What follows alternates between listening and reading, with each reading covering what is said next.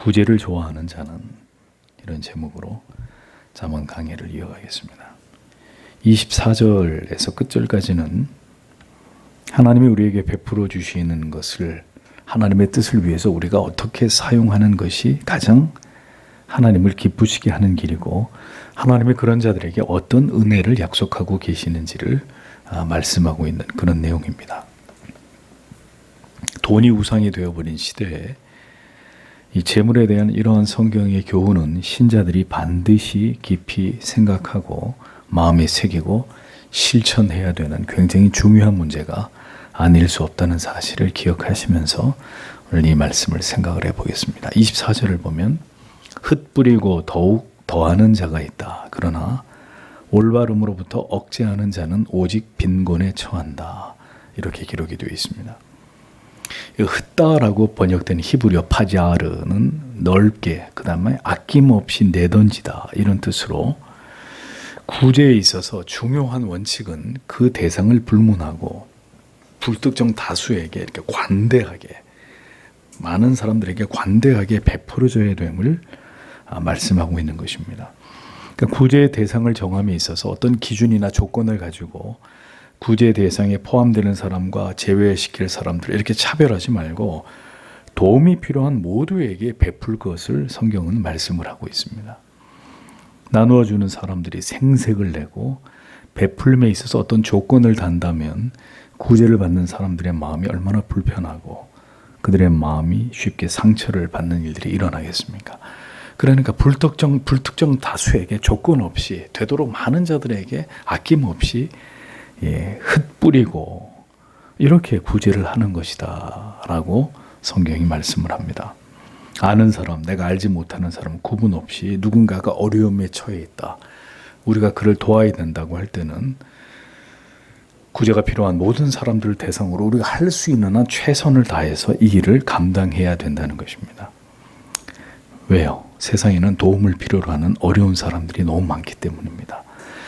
그렇게 이 같은 하나님의 명령에 순복해서 우리가 올바르게 물질을 사용함으로 궁핍한 자를 구제할 때 하나님은 여기에 대해서 놀라운 대가를 우리들에게 주실 것이라고 성경이 약속을 하고 있습니다. 하나님이 주신 재물을 이렇게 흩어 구제하는 일에 기쁘게 사용하는 사람에게 하나님이 더 많은 재물을 그에게 맡기시겠다, 이렇게 말씀합니다. 여기서 우리가 생각해 볼 점은, 정말 하나님께서 재물을 주실 때 그 자신을 위해서 그것을 사용하지 않고 궁핍한 자들에게 그것을 사용하도록, 하나님은 그 물질을 통해서 누군가를 구제하는 일에 귀한 은사를 주실 자에게 먼저 하나님이 그 사람을 철저하게 연단하신다는 점입니다.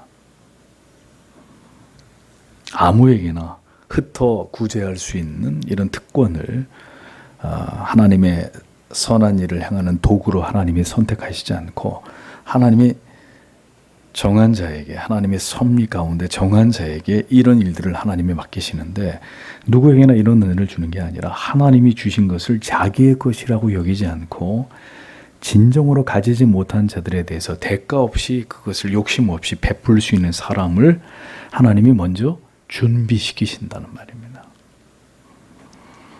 여러분, 부자가 되고 싶으십니까? 그래서 정말 많은 물질을 여러분들이 손에 얻고자 하신다면, 그래서 그 물질을 가지고 진정으로 여러분들이 베풀고 나누어 주는 그런 사람들이 되기를 원하신다면, 그렇게 하나님께 선한 도구가 되고 싶다면 철저하게 하나님 앞에 연단을 받고 그렇게 행할 수 있을 만큼의 믿음을 준비하셔야 됩니다. 이게 왜 이렇게 중요한 문제냐면, 인간은 누구나가 다 황금 앞에 유혹을 받게 되고 무릎을 꿇게 돼 있단 말입니다. 이게 인간에게 취약한 부분이란 말이죠. 그렇기 때문에 이 물질에 대해서 하나님 앞에 철저하게 연단을 받고 훈련을 받지 않으면 재물이 모이면 모일수록 어떻게 될까요? 더 많은 죄를 범하게 되고 더 탐욕적인 사람으로 변할 수밖에 없습니다. 그러니까 지금 내 마음은 하나님이 저에게 물질을 많이 주시고 부자가 되게 하시면 내가 분명히 어려운 사람들을 위해서 내가 쓸 겁니다 라고 내가 생각한단 말입니다. 내 자신에 대해서. 그리고 기도도 그렇게 합니다. 다른 사람에게도 저는 이렇게 인생을 살고 하나님 앞에 이렇게 쓰임 받고 싶습니다. 이런 얘기를 할 수 있습니다. 저를 위해서 기도해 주십시오. 얼마든지 그렇게 할 수 있고 귀한 일입니다. 그런데 하나님은 우리를 믿지 않으세요. 그래서 정말 그런 네가 뜻을 가지고 있어? 그러면 내가 너를 시험을 해봐야 되겠다.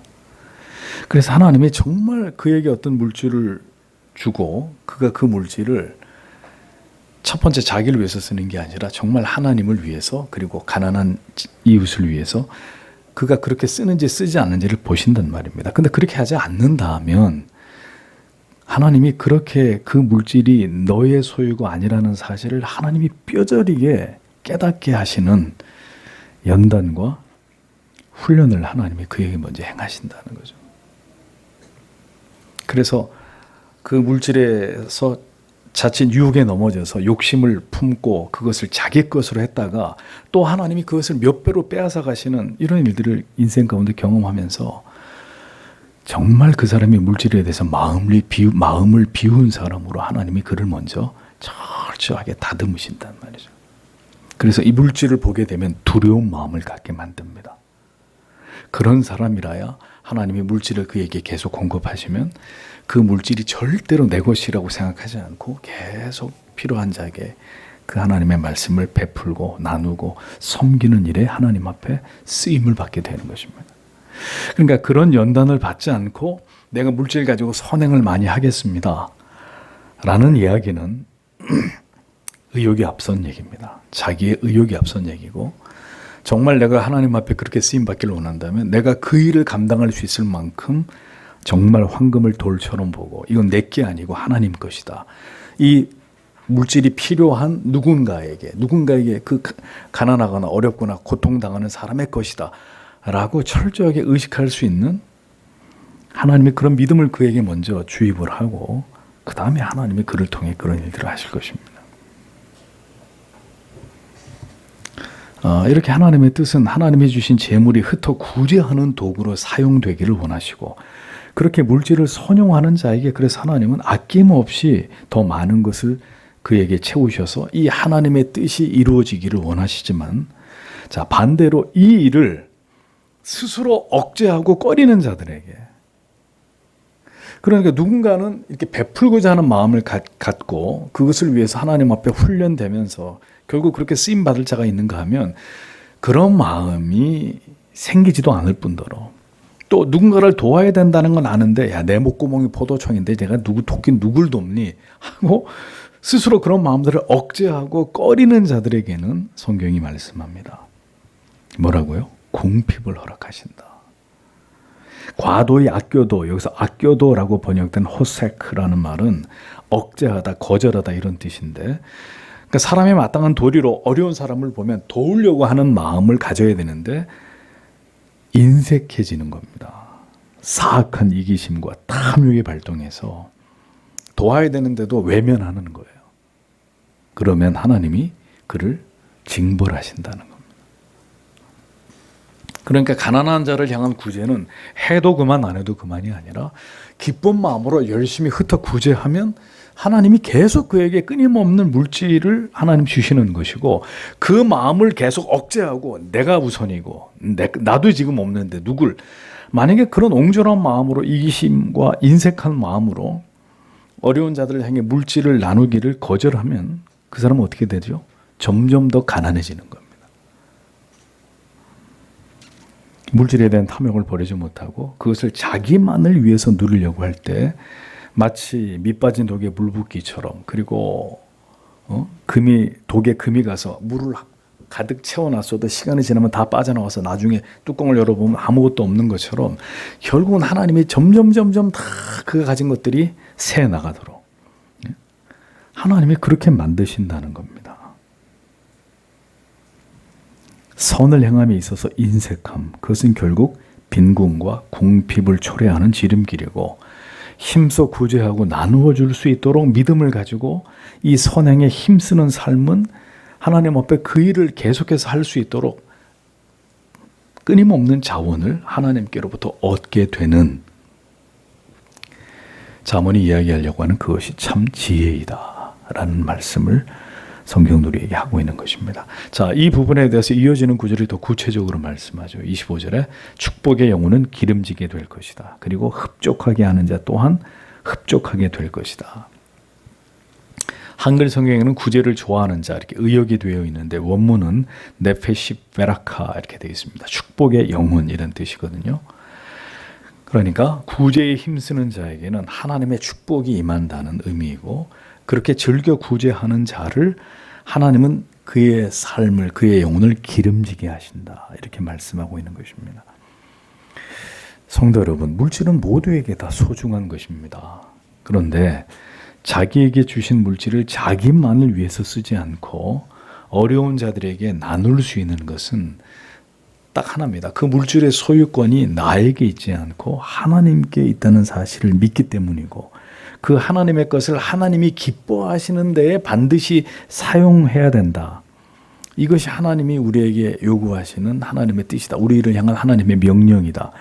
신자된 우리가 이것을 분명히 알고 있어야 그러한 행동이 우리에게서 나오는 것입니다. 그러나 하나님을 향한 온전한 믿음으로 충분히 남에게 도움을 베풀어주는 사람은 그러한 하나님을 향한 믿음으로 남에게 도움을 베푸는 사람은 그 자신이 하나님으로부터 충분히 체험을 받게 된다. 이게 성경의 약속이란 말이죠. 윤택하게라고 번역된 원문의 의미는 충분히 마시게 하다, 갈증을 풀다, 충족시키다 라는 어원을 가지고 있습니다. 그러니까 남에게 겨우 생색내는 정도가 아니라 남에게 구제를 할 때는 윤택할 정도로 그 사람에게 충분히 그 갈증이 완전히 그 어려운 문제가 완전히 해결될 만큼 도와줘야 되는 것입니다. 그러니까 남을 그렇게 흘러넘치도록 베풀어서 그를 윤택하게 한 자는 그 자신도 윤택하게 풍족하게 하나님이 그에게 그러한 대가를 주신다고 성경이 말씀하고 있는 거죠. 이것이 바로 성경이 말씀하고 있는 풍요와 윤택의 길입니다. 언제나 우리 모든 것의 소유권이 하나님께 있고 하나님이 주신 것으로 우리가 반드시 선용해야 되는 대상은 궁핍하고 우리 주변에 있는 가난한 자들이다라는 사실을 성도는 잊지 말아야 합니다. 그래서 여러분들에게 언젠가도 말씀드렸잖아요. 우리에게 주신 수입에 그 중에 일부는 우리의 것이 아니에요. 이것으로 누군가를 도와야 될 그들의 몫인 거예요. 근데 그걸 다 우리 것이라고 생각하는 것이 하나님이 우리에게 주신 하나님의 소유라는 사실을 우리가 부정하는 것이란 말입니다.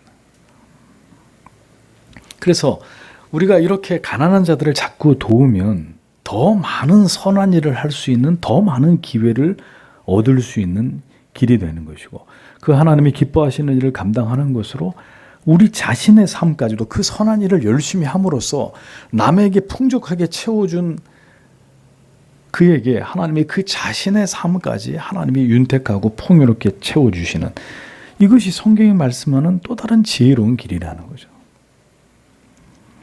하나님이 구제를 기뻐하는 자에게 이러한 복을 주시는 이유가 무엇 때문에 있습니까? 이 일은 바로 하나님이 우리를 통해서 이 세상 가운데 행하시기를 기뻐하시는 일이기 때문입니다. 그러니까 하나님이 직접 하실 수 있지만 하나님이 이 땅에 가난하고 헐벗고 굶주리고 갇혀있고 고통당하는 자들에게 하나님은 지극한 긍휼의 마음을 가지고 계시는데 어떤 때는 기적적으로 하나님이 직접 그들을 거기서 건지시기도 하지만 많은 경우에는 하나님의 사람들을 통해 하나님이 하실 일을 그들이 이 세상에서 하기를 하나님이 원하신다는 겁니다. 그렇기 때문에 이 일은 하나님이 우리를 통해서 이 세상에서 실현하기를 기뻐하시는 일이기 때문에 이 일을 잘 행하는 것에 대해서 하나님이 그 자에게 복을 주시는 것은 당연한 일인 거죠. 여러분, 하나님은 언제나 신자가 하나님 사랑과 이웃 사랑의 대의를 따라서 살아가기를 기뻐하십니다. 그러니까 우리의 삶이 진정한 행복과 희락과 평강으로 가는 길은 딱 한 가지입니다. 이 위대한 계명을 실천하는 거예요. 하나님이 우리에게 주신 가장 위대한 계명, 하나님 사랑과 이웃 사랑. 우리가 뭘 하든지 간에 우리의 모든 삶의 방향이 하나님을 사랑하는 것과 이웃을 사랑하는 것에 초점을 맞추고 그것을 향해서 최선을 다해서 그 가치를 위해서 살아가는 그를 하나님이 가장 기뻐하시고 그의 삶을 도구 삼아서 하나님의 뜻을 이루시고 그래서 그의 삶까지도 윤택하게 해주시는 이게 성경의 원리입니다. 신자가 하나님 앞에서 어떤 삶을 살아야 되는지에 대한 중요한 지침입니다. 그러니까 성경의 이런 진리를 모르고 오늘도 자기 방식대로 인생을 산다?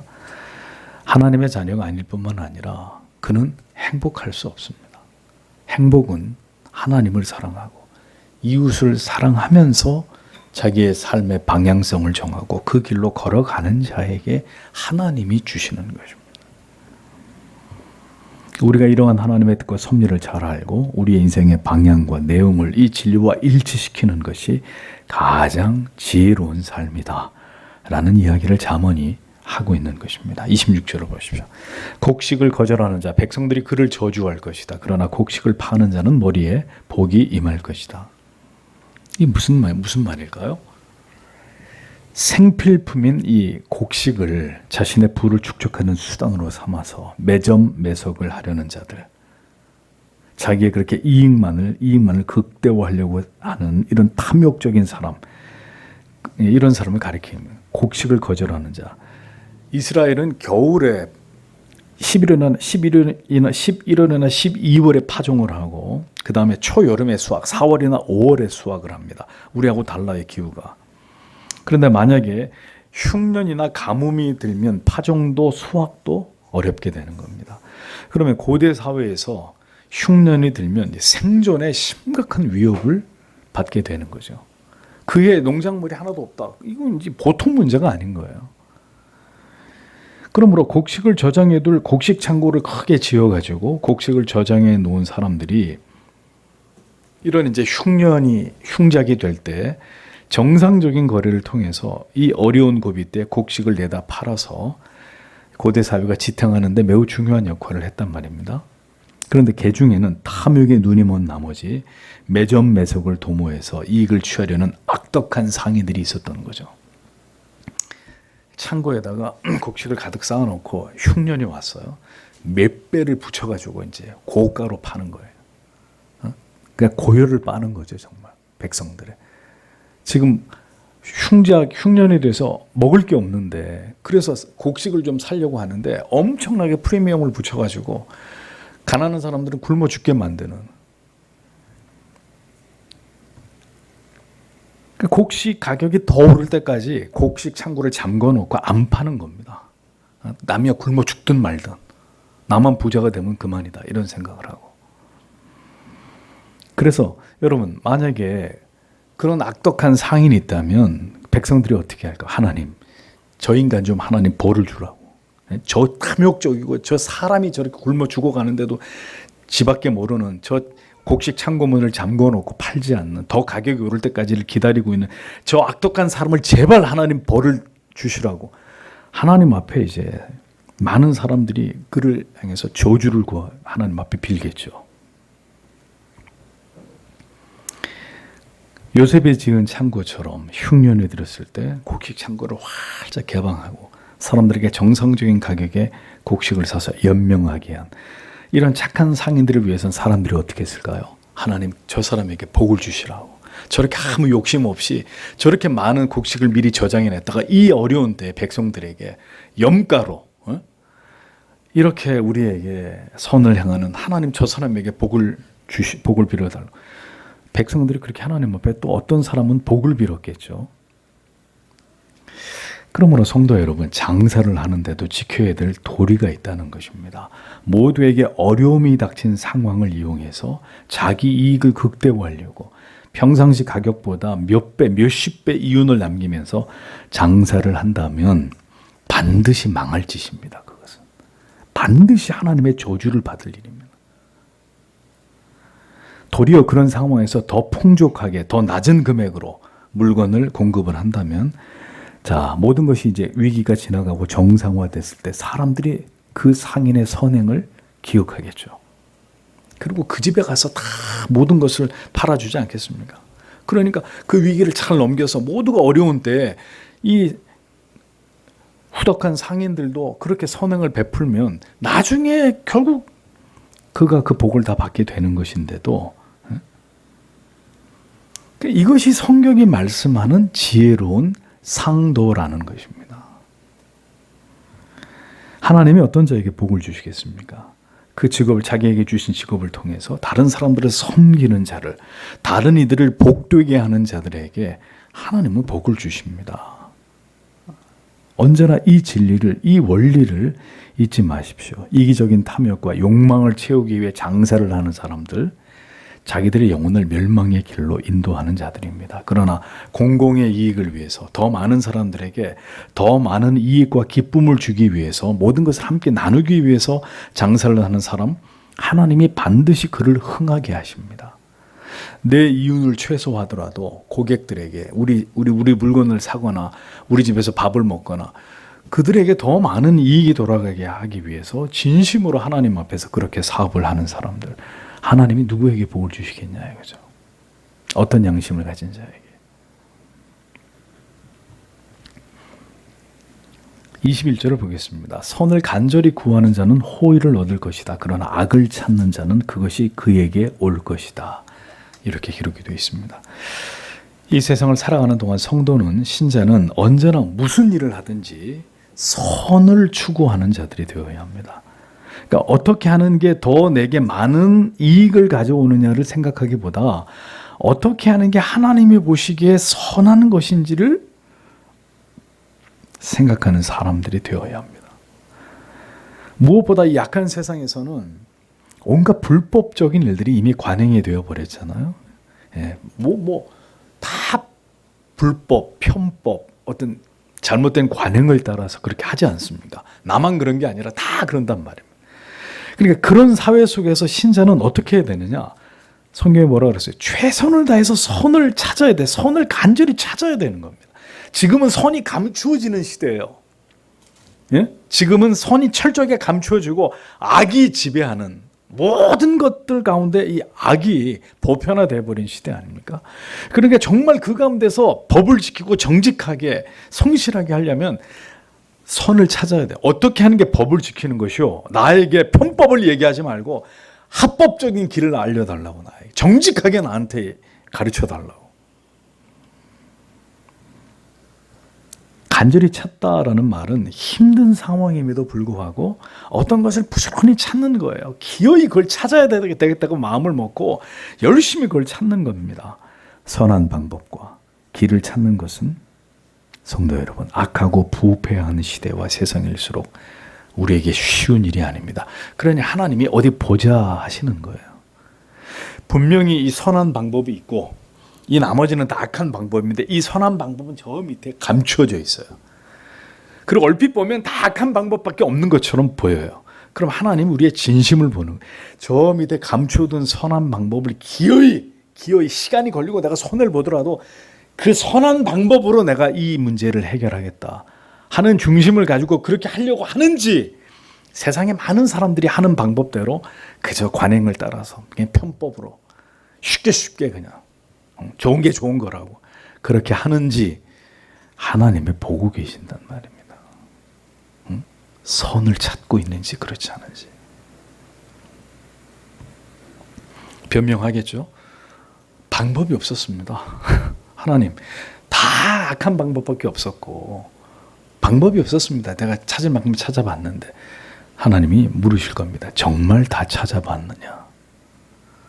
정말 선한 방법이 없더냐?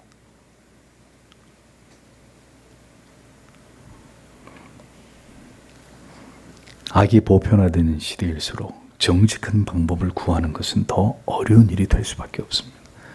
신자가 왜 주의를 범하고 자기 욕심을 따라서 타협을 합니까? 목에 칼이 들어와도 이게 주의 뜻이 아니면 하지 말아야죠. 응? 이게 주의 길이 아닌가 보다 단념해야죠. 성도 여러분, 신자로 이 세상을 살아가는 길은 그러므로 선을 찾고 행함으로 말미암은 내가 지우려야 될 모든 대가를 각오하는 길입니다. 그래서 급행료를 내고 빨리빨리 쉽게 적당히 할 수 있는 길이 있지만, 저는 그렇게 할 수 없어. 그러면 당신에게 기회가 안 갈 수 있는데 그럼 난 포기하겠습니다. 여러분, 쉬운 일입니까 이게? 근데 하나님이 우리를 보고 계십니다. 어떤 삶을 선택할지를, 하나님 앞에 어떻게 살지를.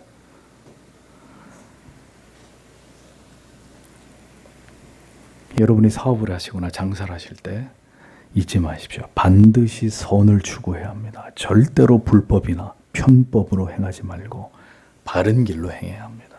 그래서 하나님께 인정을 받게 하십시오. 그 길이 물론 어려운 길이고 누구도 그렇게 하지 않는 방법일 수 있지만 이것은 하나님이 우리에게 주신 명령입니다. 명령. 우리는 어떤 경우에도 선을 간절히 구하는 자들이 되어야 합니다. 최선을 다해서 우리에게 주어진 신앙을 우리의 삶의 현장에서 지켜내기를 힘쓰는 자들이 되어야 합니다. 억울할 때가 있을 겁니다. 불이익을 당하거나 한참을 돌아가야 되거나 이번 기회가 내게서 날아갈 수도 있을 겁니다. 모든 것이 우리의 뜻대로 잘 안 될 수도 있습니다. 심지어 그렇게 정직하게 선하게 사업하다가 망하게 되는 일이 일어날 수도 있습니다. 그러나 그것은 하나님이 보시기에 아름다운 망함입니다. 하나님이 그렇게 우리를 시험하기를 원하셨고 우리가 그 시험을 통과했다면 이제는 하나님이 일하실 것입니다. 욥은 안 망했습니까? 다 망했잖아요. 완전히 다 망했잖아요. 그런데 하나님이 욥을 버리셨습니까? 망하지 않고 싶은 거죠. 망하지 않고 싶은 거예요. 기회가 왔는데 반드시 이걸 잡아야 되는 수단과 방법을 가리지 않고 신앙도 좀 저 뒤로 밀어놓고 이 모든 것이 하나님 앞에서의 믿음입니다. 이 진리의 말씀 앞에 우리가 보여주는 믿음이에요. 우리의 현주소예요. 모두가 안 되는 길이라고 말하는 그 선한 길, 믿음의 길, 정직한 그 길을 신자는 걸어가는 사람들입니다. 어떤 세상이 오더라도 성경이 우리에게 말씀하는 그 도를 지키는 자들이 진정한 하나님의 사람들이고 세상 사람들이 미련하게 생각할지라도 그 길이 오직 참되고 유일하게 지혜로운 길이라는 사실을 잊어버리지 마십시오. 그래서 선은 간절히 찾아야 됩니다. 그 다음에 악은 더듬어 찾는다 그랬습니다. 더듬어 찾다. 번역된 원문의 의미는 자주 밟아가다, 찾기 위해 따르다 이런 의미인데 적극적이고 의도적으로 악을 행하기 위해서 기회를 찾고 만드는 이런 모습을 가리킵니다. 자, 하나님을 두려워하지 않고 언제나 타인을 속여서 이득을 취하고 수단과 방법을 가리지 않고 악을 행하는 자에게 마침내 뭐가 임한다고요? 악이 임한다. 악이 임한다. 선을 찾는 사람도 적극적으로 선을 찾아서 마침내 그 선한 길로 가야 되는 것인데 악을 행하는 사람도 똑같습니다. 열심히 찾습니다. 기어이 그 악한 방법으로 아주 적극적으로 의도적으로 그 길로 가려고 합니다. 분명히 선한 길이 있는데도 악인들은 그 선한 길, 정직한 길 집어치우고 어떻게 해서라도 나에게 이득이 된다면 그게 어떤 길이든 상관없이 악재같이 그 길을 찾아가지고 악한 방법으로 간단 말입니다. 그러면 어떤 일이 벌어지느냐? 그 모든 악에 대해서 하나님이 반드시 저주와 심판을 행하십니다. 하나님과 하나님의 법을 의식하지 않는 모든 것이 악이고 그 결과는 결국 하나님의 지엄한 벌입니다. 그래서 여러분, 하나님의 사람들은 언제나 물질 앞에서, 이익 앞에서 이것이 하나님이 보시기에 옳은지 그른지를 판단해야 합니다. 그리고 이 물질을 어디에 어떻게 사용하는 것이 옳은지를 생각하셔야 합니다. 모든 물질의 소유권은 하나님께 있고 그 물질을 주관하시는 분도 하나님이십니다. 내 인생을 하나님의 이 말씀 위에 올려놓고 가라 하면 가고 서라 하면 서는 것입니다. 거기에서 다른 길이 없는 거예요. 신자에게는. 모든 것이 다 하나님의 것입니다. 그러니 하나님의 뜻대로 하나님의 방법대로 사용해야 됩니다. 물질뿐만 아니라 우리의 인생도 마찬가지고 우리에게 주어진 시간도 마찬가지고 우리의 모든 것이 마찬가지입니다. 그리고 그 일은 세상 사람들의 몫이 아니라 바로 우리들이 해야 될 사명이고 우리가 살아내야 될 삶입니다. 세상은 자꾸 우리를 협박하고 회유할 것입니다. 내 말만 잘 들어. 그러면 다 길이 열려. 다 이 세상에서 네가 원하는 걸 다 얻을 수 있어. 그러니까 내 말만 잘, 신앙? 하나님 다 이해하셔. 때때로 그렇게 못할 수도 있는 거지. 사람이 어떻게 완벽한가? 때때로 어길 수도 있고 불순종할 수도 있고 뭐 그렇게 하면서 사는 거지. 응? 그걸 다 지키고 뭐 어떻게 우리가 예수를 믿는데. 마귀의 유혹입니다. 그걸 아는데도, 내 양심이 고동치는데도 그걸 던져버리고 세상에 주는 것을 덥석 받아 먹다가는 독이 되는 것입니다. 하나님이 그걸 기어이 개어내게 하실 겁니다. 하나님은 잠언의 말씀을 통해서 이 재물에 대해서 우리에게 매우 중요한 원리를 말씀하셨습니다. 오늘도 이 진리를 깊이 우리의 마음에 새기고 이 세상을 지나가는 동안에 우리에게 주신 물질들을 지혜롭게 관리해서 사용할 수 있는 이 믿음을 주시기를 명심하십시오. 행복은 우리가 만들어내는 게 아닙니다. 어떤 일에 대한 성공과 성취도 마찬가지입니다. 하나님이 허락하시지 않으면, 하나님의 방법과 법대로 하지 않으면 무효입니다. 그거는. 하나님이 우리에게 믿음을 주시고 하나님을 영화롭게 하면서 우리도 그 은총 아래 거하는 그러한 삶을 살아갈 수 있기를 오늘도 하나님 앞에 간절히 기도하고 돌아가는 우리들이 되기를 원합니다. 기도하겠습니다.